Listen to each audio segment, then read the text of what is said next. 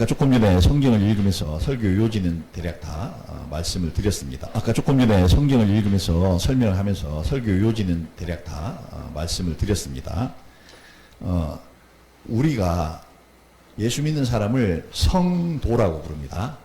그 성자는 거룩할 성자예요. 도자는 따를 도자입니다. 예수님의 거룩함을 따라가는 사람들이라는 의미에서 성도라고 부릅니다. 우리가 성도라면 우리의 관심은 오로지 우리가 거룩해지는 것. 그것이어야만 됩니다. 그런데 우리가 교회 다니는 사람들 중에 이 관심이 여기에 있는 것이 아니라 교회는 다니는데 여전히 마음은 돈 벌어야지. 또 이 땅에서 어떻게 하면 행복하게 살까? 어떻게 하면 내가 고통을 벗어날 수 있을까? 이런 데만 관심이 있는 거죠. 관심의 방향이 전혀 잘못되어 있어요. 오로지 내가 어떻게 하면 거룩해질까라고 해야 됩니다. 왜냐? 인생 사는 게 60년, 70년, 많이 살면 80년, 90년 그 정도 살잖아요. 그거 짧은 거예요. 굉장히 짧은 겁니다. 왜냐하면 그 이후에 우리가 이 육신의 장막을 벗어버리고 나면 그 이후에 하나님께서 예비해 놓은 곳에 갈 텐데 거기는 지옥에 가든 천국에 가든지 영원히 삽니다. 그것이 그 삶에 비하면 이 땅에 사는 잠시 사는 요거는 있죠. 정말 티끌도 아니에요. 근데 그 티끌도 아닌 그 시간에 내가 영원한 생명 속에서 하나님의 축복 속에서 살 것이냐 아니면 영원한 벌 속에서 살 것이냐가 요때 결정이 됩니다. 그렇기 때문에 요 짧은 시간에 오로지 관심은 나는 천국에 가서 살기에 합당한 그런 성품의 사람이 되어야 해 라고 하는 것에 관심이 가 있어야 당연한 거죠. 왜냐하면 인간은 태어나면서부터 있죠. 하나님을 모르고 태어나요. 아담과 하와는 처음에 만들어졌을 때 만들어지는 순간서부터 하나님을 알아봤어요. 당연히 하나님께서 그렇게 만드셨어요. 하나님을 알아보게끔.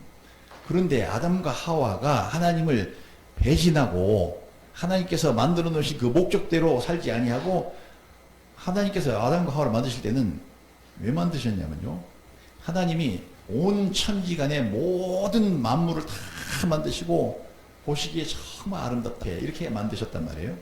근데 그 모든 것을 만드신 가장 마지막에 아담과 하와, 인간을 만드셨어요. 만드신 이유는 내가 만들어 놓은 이 모든 아름다운 세상 네가 다 다스리라. 그렇게 하나님께서 권리까지 주셨어요. 고난까지. 그 아담과 하와에게 주어진 임무는 이거예요. 야, 이 세상을 자세히 살펴보니까 정말 하나님이 얼마나 거룩하시고 진실하시고 사랑 많으시고 능력 많으신지 이제야 알겠구나. 해서 그 하나님의 놀라운 능력을 찾아내서 하나님의 위대하심을 찾아내서 하나님의 높고 아름다우심과 사랑 많으심을 찾아내서 하나님 찬송하라고 만들어 놓은 존재가 인간입니다. 근데 그 인간이 만들어 놨더니 사악한 사탄이 와서 속삭이는 얘기를 싹 귀담아 듣고 하나님이 저 동산 가운데 있는 나무 두 그루가 있는데 그거 하나는 선악과고 하나는 영생과라고 나오는데 하나님께서 아담과 하와에게 이렇게 말씀하셨거든요. 이 에덴 동산에 있는 모든 실과는 네가 임의로 네 먹고 싶을 때 언제나 먹고 싶은 만큼 마음대로 다 먹어라. 그러나 저 동산 중앙에 있는 두 나무 중에 한 나무 그거는 조심해야 돼. 그거는 선악을 알게 하는 열매를 맺히는 건데 그거는 먹으면 안 돼. 너희가 먹는 날에는 정령 죽을 거야. 그러니까 절대 먹으면 안 돼. 라고 하나님께서 말씀하셔서 아담과 하와는 그런 줄 알고 있었어요. 근데 마귀가 사탄이 와가지고 뭐라고 얘기하느냐? 야, 하나님이 이 동산에 있는 열매 먹지 말라고 하대? 그렇게 아담과 하와에게 말을 붙입니다. 근데 마귀는요, 이 사탄은 예수님께서 말씀하신 거 보면 거짓의 아비예요. 처음부터 살인한 자고 모든 거짓의 원조입니다. 그래서 한마디도 참 진실한 말을 안 해요. 다 거짓말해요. 입만 열었다면 다 거짓말해요. 이게 우리 사람들도 보면 그런 사람들 있잖아요.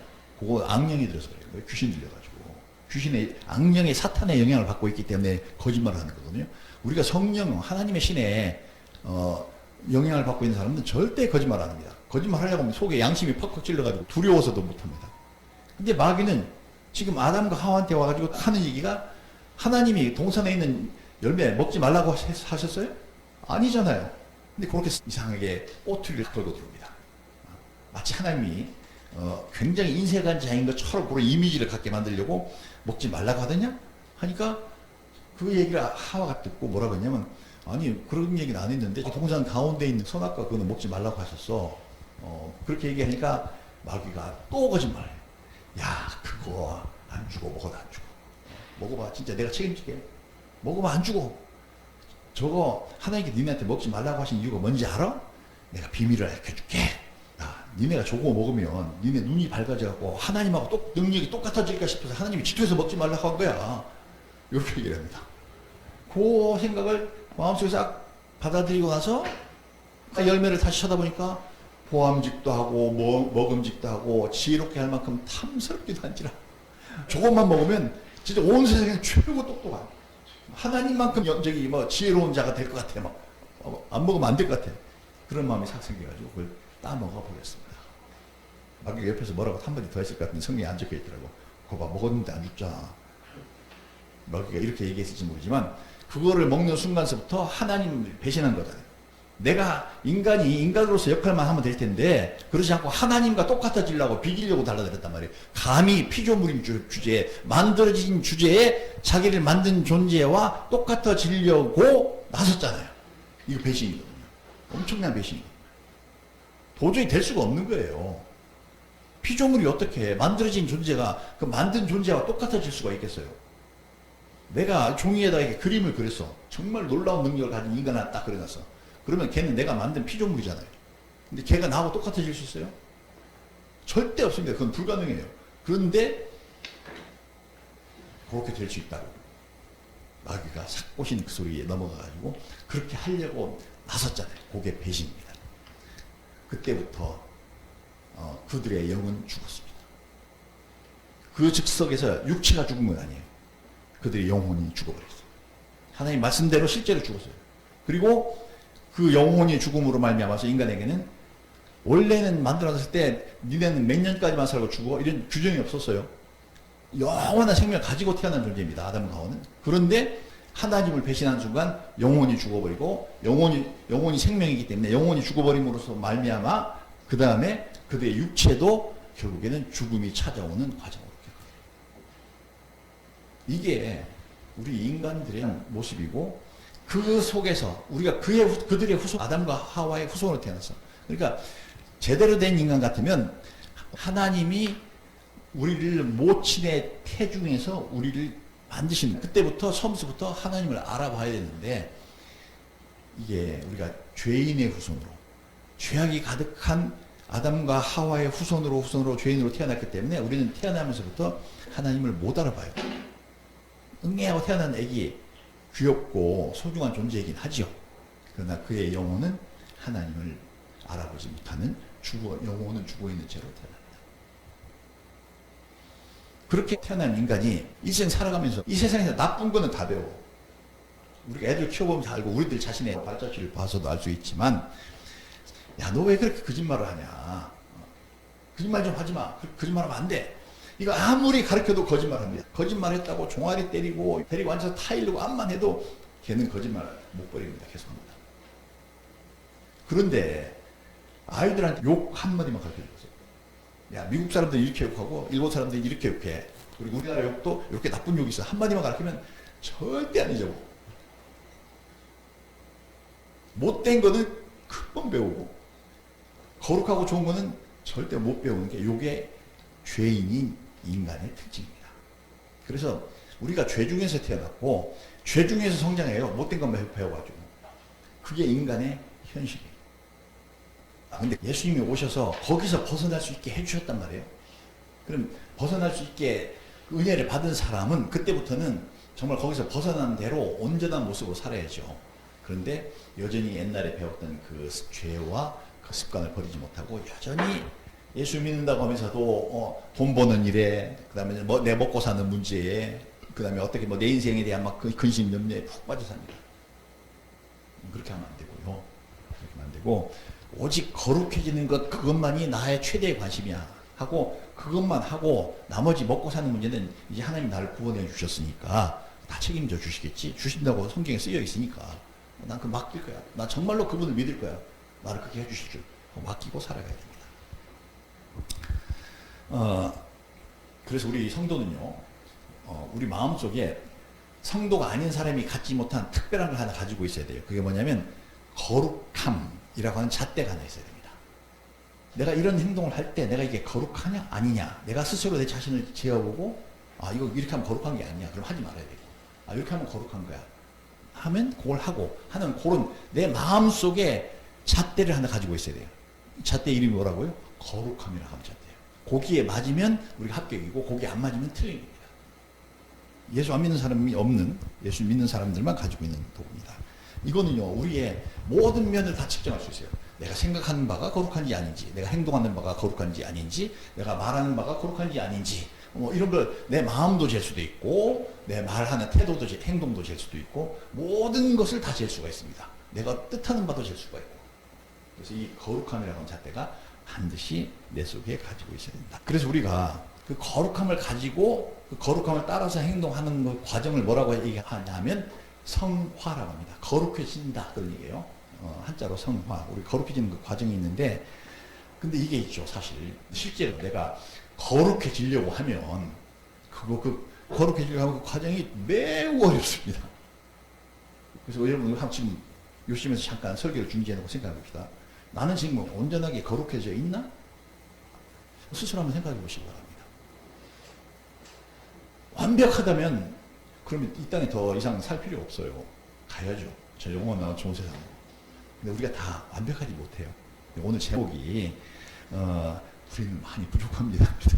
완벽하지 못한 것뿐만 아니라 아직도 부족할 기가 한량이 없어. 아직 가야 돼. 바뀌어야 될 게 너무너무 많아. 근데 이 바꿔가는 과정이 너무 힘들기 때문에 하나님께서 이 바꿔가는 과정으로서 우리에게 뭘 주시냐면 고난이라고 하는 거죠. 고난과 고통.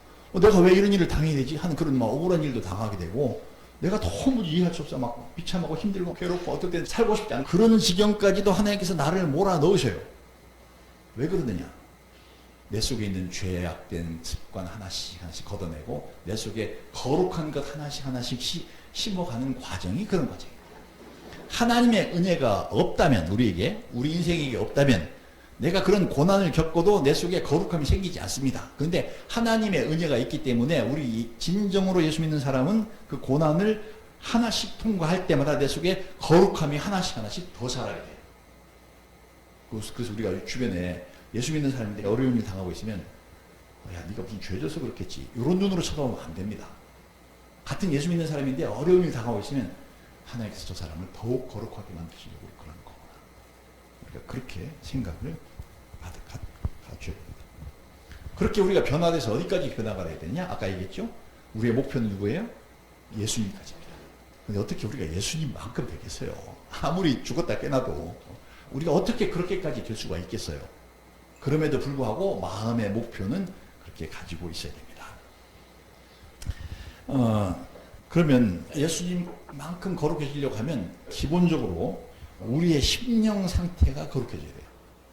그러니까 마음이 거룩해야 돼요. 행동은 나중에 문제고, 마음이 거룩하면 거룩한 행동이 나올 것이고, 마음이 추악하면 추악한 행동이 나올 거니까 마음이 거룩해져야 됩니다. 그 심령 상태가 거룩해지는 것을 늘 관심을 줘야 돼요. 잘못된 생각이 하고 내 심령 상태를 늘 관리해야 돼요. 그 다음에 우리가 또 뭐까지 거룩해져야 되냐? 삶의 의도, 내가 왜 사는 거지? 살아가는 목표가 뭐지?